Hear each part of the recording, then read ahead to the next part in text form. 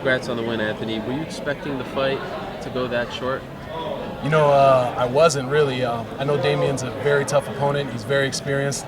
I was expecting kind of a battle, actually, but I've been working hard with my trainers in Albuquerque and in Seattle, Washington, where I'm from. And tonight, Greg Jackson and my rest of my corners just said, let your hands go and have fun. And so that's exactly what I was trying to do, and it worked out great.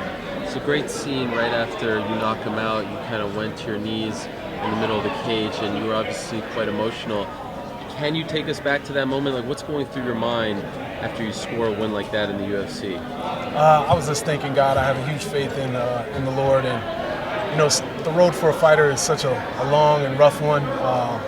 So many ups and downs, and you make so many sacrifices, and it was just so beautiful just to be in that moment, to have that experience. That's something that you dream about, and I was just thanking God for that.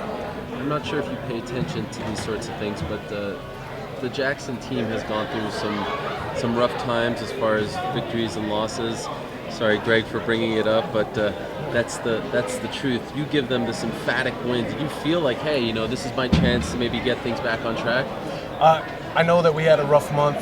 The month of July has been rough for our team, but we're a family. We have a lot of great fighters, a lot of great brothers and sisters there that really support each other. I knew it was just a matter of time before we pull out of it.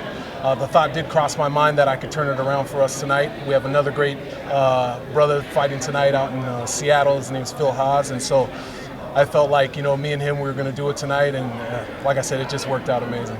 And at what point did you realize that you had him? Was it the first punch that you landed? Is there a moment afterwards where you're like, okay, I feel this guy is weak and I need to finish him right now? I had a nice clean uppercut.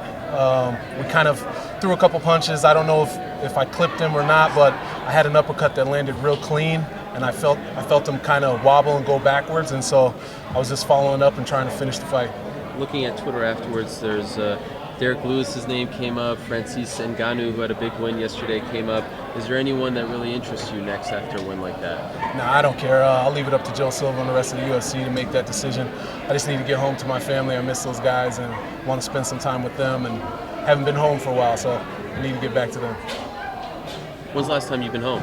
I was actually home last week for a few days. Okay. But I've been on the road. I was in Albuquerque. I was in LA with Travis Brown, and I've been all over, so I need to get home and spend some quality time with them. Enjoy it. Congrats. Thanks.